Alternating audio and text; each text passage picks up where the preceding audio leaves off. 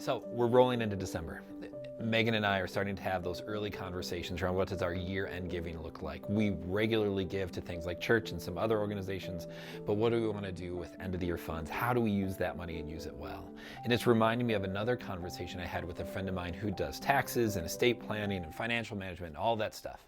And he said, you know, Josh, it's the funniest thing. When I get to the end of working with someone, when they're near the end of their life, they always say the same thing. And they say, man, I wish I'd given more.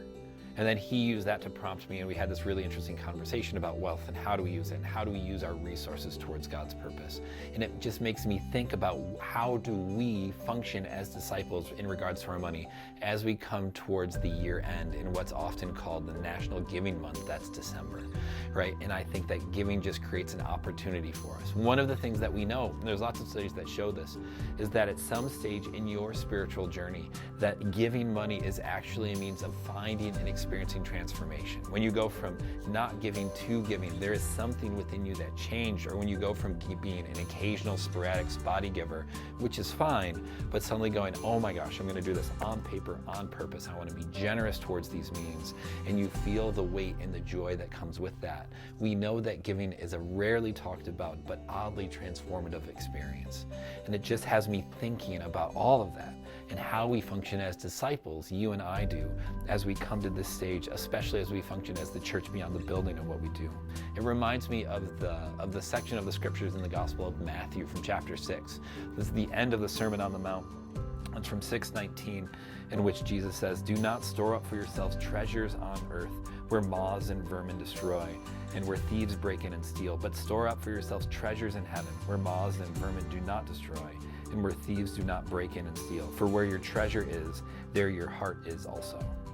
And I think that is an oddly impactful reminder for me, because it's a reminder that where I put my time, where I put my dollars is revealing for where my treasure is. And am I storing them in a bank account or towards stuff or things that matter here, or am I sending and directing them outward and trying to be generous in what that looks like?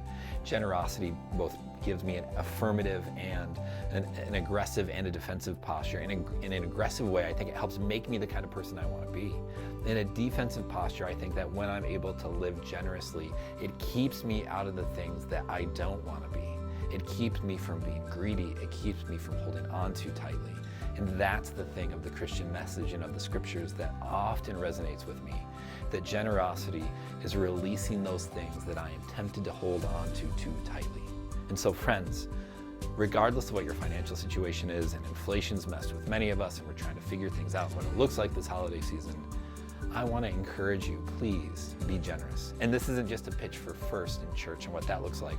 In all of your things, with your time and your resources, to think, how do I live not in a way that just reflects and benefits me, but how does my values reflect those of the kingdom? How can I be generous and support the things that really matter and store up treasures in the place where they matter the most?